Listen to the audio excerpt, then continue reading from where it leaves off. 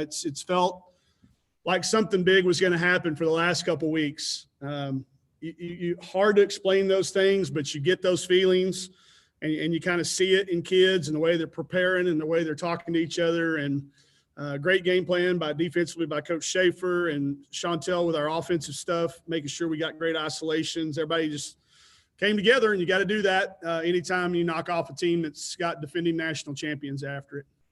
Paul, go ahead. Just talk about the finish.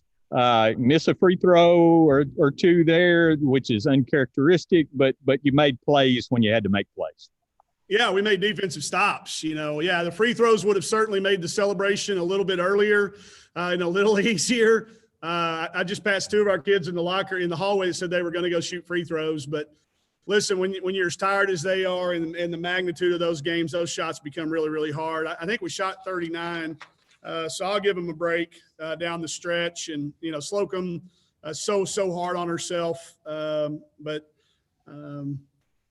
missed free throws, we can live with those when you get to celebrate. Nate, go ahead.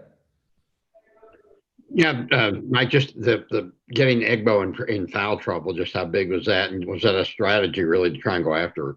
It was. We were watching – I got a really good friend that coaches at South Florida, and they really did a good job of taking it at her off the bounce. And we watched that the other night, and I felt like if we could, put her in a lot of ball screens, and we did, and our guards did a good job getting into her body. We got a couple of shots blocked, and that was the risk the kind of the reward you get for that. I think it got her frustrated, and she got a reaching foul. But it was a massive deal. You take an All-American candidate like that. She only plays 10 minutes. And then that forced him to have to play out of position and try different things. So that was to our advantage. Chelsea got in a little early foul trouble, but she played really good. She's used to playing with some fouls. She's good at it. And I'm learning that Slocum can do the same thing. They're both pretty good when they get 2 or 3 fouls. But Egbo being out was massive. Melissa, go ahead. Mike, how big is this one for your program as you continue to build and continue to put your name on the map, but then also you as your first top 5 win as a head coach?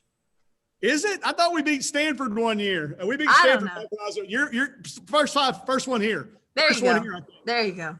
Y'all know what that means around my place when we get a top 5 win. So I think what it is validation, for all of these kids.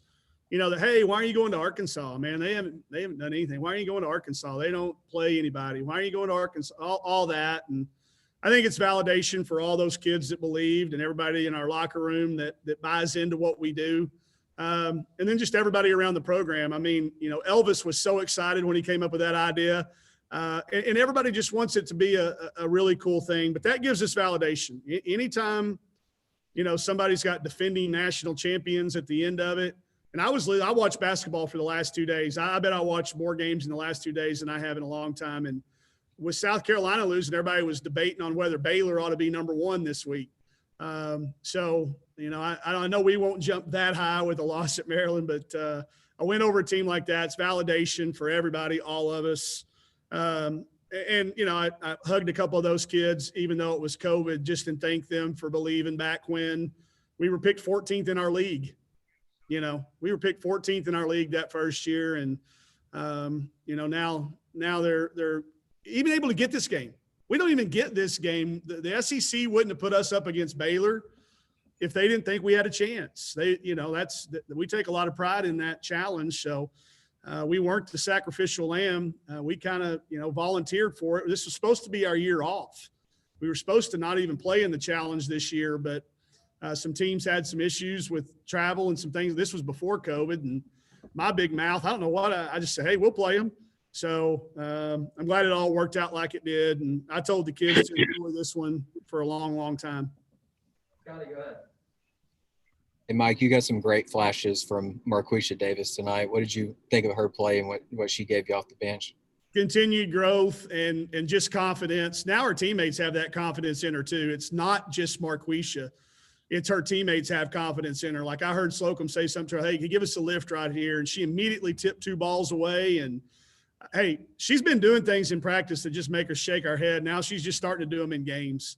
I credit her in this manner. and the people around her, her high school coach, Heather Hunsucker, and her family, you know, because she sat there last year and she watched a lot and she learned a lot.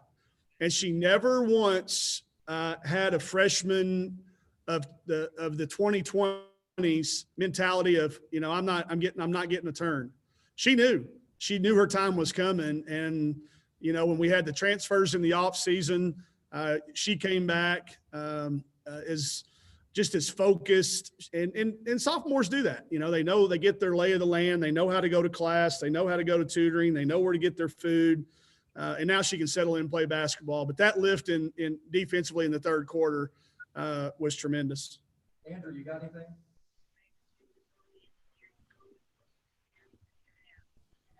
Okay, Paul, we'll go back to you. Hey, how does this feel?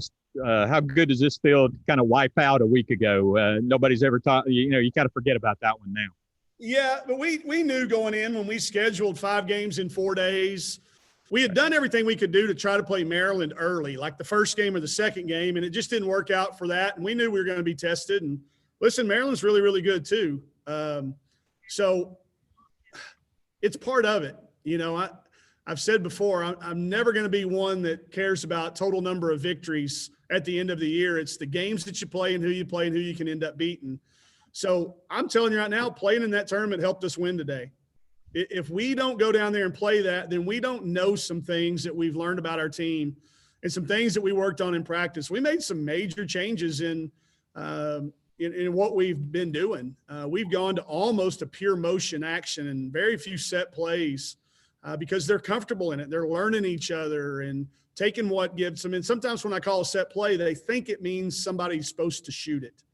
So I learned that. I've learned a lot. They've learned a lot. And but I know what you're saying, Paul, and it does. It wipes that taste out of your mouth, but it's that validation that's why you did that, so that we'd be ready for this game today. And it was such a great atmosphere to see people in the top. You know, even though I know the bottom bowl wasn't full, it was still pretty cool to see people up in the top.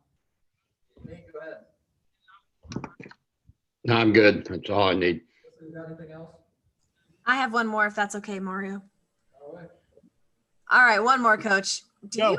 Do you let this one sink in immediately? Do you think it'll take a couple days, or are you just moving on to SMU? I've got 111 messages to read on Twitter or on messages. I'm not sure how many Facebooks and Twitters.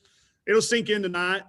But I've told them, you know, I said out there, that 24-hour rule, that doesn't apply for games like this, man.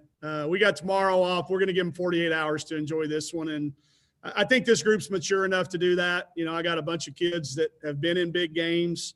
And I've told them, if you don't let your brain celebrate, then it won't be there for you when you need it again. So I want them to soak it all up. I want them to go back and rewatch it tonight on the replay when they get home. We'll send them the link on see what Rebecca Lobo said in the studio. I'm anxious to hear about that. And just, you know, we'll clip it. Will be a lot of pictures because you do have to celebrate these things, because you know why? It could be over tomorrow. We could have an outbreak, and you know, we learned that last year. So if you do not take advantage to value every opportunity you get to celebrate, you're going to learn the hard way. So we're going to celebrate every way that we can and keep it in perspective.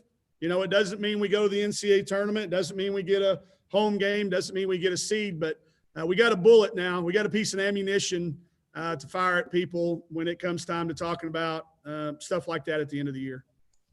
See you, Coach. Congratulations. All right. Thanks, everybody. Thanks, Mike.